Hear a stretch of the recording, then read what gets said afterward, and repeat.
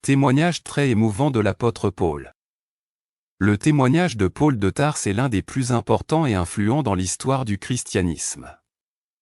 Avant sa conversion, Paul était connu sous le nom de Saul de Tarse et était un farouche persécuteur des premiers chrétiens. Saul était un juif pharisien très zélé pour la loi juive. Il considérait les disciples de Jésus comme une menace pour la religion juive et a donc entrepris une campagne violente pour les éradiquer. Saul était présent lors de l'exécution du premier martyr chrétien, Étienne, et cela a marqué le début d'une persécution encore plus féroce. Il a commencé à traquer les disciples de Jésus, les arrêtant et les emprisonnant simplement à cause de leur foi. Cependant, tout a changé pour Saul lors de son voyage vers Damas. Alors qu'il était en chemin pour arrêter les chrétiens dans cette ville, une lumière venue du ciel l'a ébloui, le faisant tomber à terre. Dans cette expérience surnaturelle, Saul a entendu une voix qui lui demandait « Saul, Saul, pourquoi me persécutes-tu » Saul a alors répondu « Qui es-tu, Seigneur » La voix répondit « Je suis Jésus, que tu persécutes ». Cet événement a été une révélation pour Saul. Il a réalisé que Jésus était le Messie promis, le Seigneur vivant, et il a compris toute la gravité de ses actions passées. Cette rencontre avec Jésus a amené Saul à une profonde repentance et lui a fait réaliser que sa mission était désormais de prêcher l'Évangile plutôt que de le persécuter. Après cette conversion, Saul est devenu Paul, l'apôtre des gentils. Il a commencé à prêcher le message de Jésus avec zèle et passion, parcourant de nombreux endroits pour annoncer l'Évangile. Son apostolat a été caractérisé par une profonde connaissance des Écritures, une grande intelligence et une persévérance extraordinaires, malgré les persécutions et les nombreuses épreuves qu'il a dû traverser. Paul est connu pour ses nombreuses lettres qui composent une partie importante du Nouveau Testament. Dans ses écrits, il explique les enseignements de Jésus et montre comment la grâce de Dieu offre le salut à tous, juifs et gentils, par la foi. Il a joué un rôle crucial dans l'établissement et l'expansion des premières communautés chrétiennes. Le témoignage de Paul de Tarse est un exemple extraordinaire de la puissance de la transformation que peut apporter une rencontre personnelle avec Jésus-Christ. Il est un modèle d'engagement indéfectible envers l'Évangile, de persévérance dans les épreuves et de passion pour partager cette bonne nouvelle avec les autres. Les épîtres écrits par l'apôtre Paul. L'apôtre Paul est l'auteur de 13 des lettres du Nouveau Testament de la Bible. Voici un résumé de chacune d'entre elles. 1. Épître aux Romains, cette lettre est un important exposé théologique dans lequel Paul explique l'Évangile et la justice de Dieu. Il présente l'humanité comme étant pécheresse et en besoin de salut par la foi en Jésus-Christ. 2. Première épître aux Corinthiens, cette lettre s'adresse à l'Église de Corinthe et traite de différents problèmes et divisions présents dans cette communauté. Paul aborde des sujets tels que le discernement spirituel, l'amour fraternel, le mariage et la résurrection des morts. 3. Deuxième épître aux Corinthiens, Paul écrit cette lettre pour exprimer son amour et sa préoccupation pour l'Église de Corinthe, ainsi que pour répondre aux critiques et oppositions qu'il a rencontrées dans cette communauté. 4. Épître aux Galates, Paul combat l'enseignement de la circoncision et souligne que le salut se trouve uniquement par la foi en Jésus-Christ. Il explique la liberté que les croyants ont en Christ et exhorte les Galates à ne pas se laisser attacher à la loi juive. 5. Épître aux Éphésiens, cette lettre enseigne l'unité des croyants en Christ et parle de la nouvelle vie en Christ. Paul évoque également le rôle de l'Église et donne des instructions pratiques pour la vie chrétienne. 6. Épître aux Philippiens, Paul écrit cette lettre depuis la prison pour encourager l'Église de Philippe à rester fidèle à Christ malgré les persécutions. Il parle de la joie, de l'humilité et de la confiance en Dieu. 7. Épître aux Colossiens, Paul met en garde contre la pensée philosophique et les fausses doctrines, et présente Christ comme le centre de tout.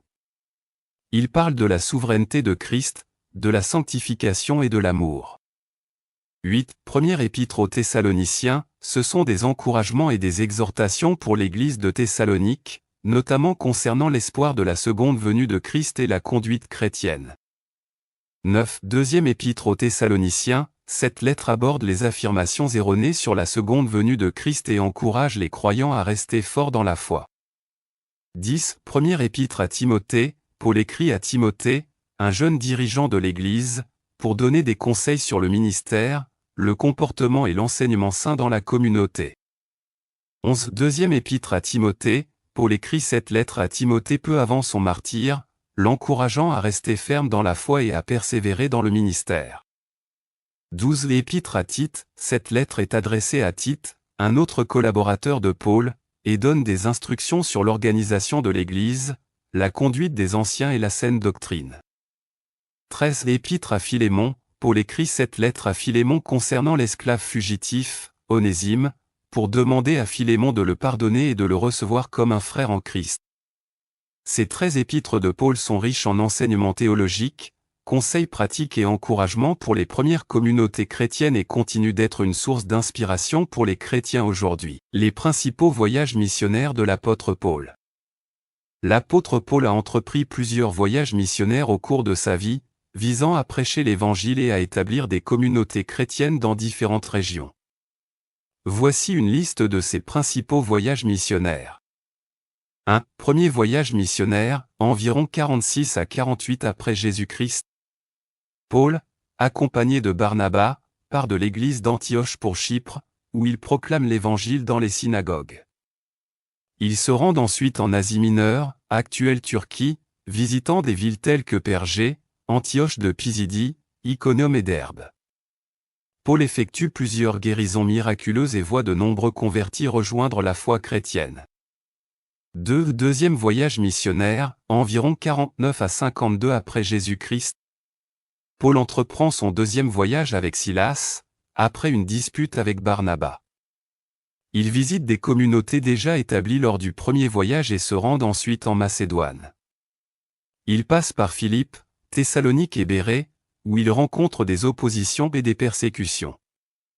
Finalement, il se rend à Athènes, où Paul prononce son célèbre discours à l'Aréopage. Le voyage se termine par un séjour à Corinthe. 3. Troisième voyage missionnaire, environ 53 à 58 après Jésus-Christ. Paul retourne en Asie mineure et visite Éphèse, où il reste pendant environ 3 ans, enseignant et formant des disciples. Il se rend ensuite en Grèce, visitant des villes telles que Corinthe. Paul écrit également plusieurs de ses lettres pendant ce voyage, dont celle aux Romains. Après cela, il retourne en Asie mineure et passe par Troie, Milet, Tyr et Césarée, avant de se diriger vers Jérusalem. 4. Voyage à Rome et captivité, environ entre 58 et 60 après Jésus-Christ. Après son arrestation à Jérusalem, Paul est amené à Rome pour être jugé par l'empereur Néron. Il voyage en tant que prisonnier et fait naufrage sur l'île de Malte, où il accomplit des miracles et continue à prêcher. À Rome, il est assigné à résidence, mais peut continuer à enseigner et à écrire des lettres, y compris l'épître aux Philippiens et aux Colossiens. 5. Supposé quatrième voyage missionnaire. Certains écrits anciens mentionnent un autre voyage missionnaire de Paul après sa captivité à Rome, mais il n'y a pas suffisamment de preuves pour confirmer sa réalité. Ces écrits suggèrent que Paul aurait pu voyager en Espagne et en Orient, mais il est difficile de séparer la réalité historique de la spéculation. Ces voyages missionnaires de Paul ont joué un rôle essentiel dans l'expansion du christianisme et dans l'établissement de nombreuses églises. Ces lettres adressées à ces communautés ont également fourni une base théologique solide et des conseils pratiques pour la vie chrétienne. Ces voyages témoignent de la passion, de la persévérance et de l'engagement de Paul à partager l'amour de Christ avec les autres. La vie privée de l'apôtre Paul. Les détails spécifiques de la vie privée de l'apôtre Paul en dehors de son travail d'évangélisation sont limités. Les Écritures ne font pas mention de Paul étant marié ou ayant des enfants.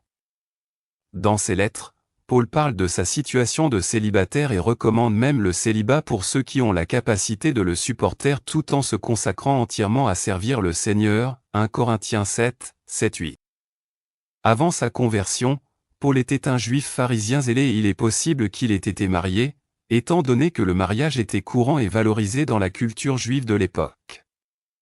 Cependant, après sa conversion, Paul s'est consacré pleinement à l'œuvre de l'Évangile et a choisi de ne pas se marier, préférant se consacrer entièrement à Dieu.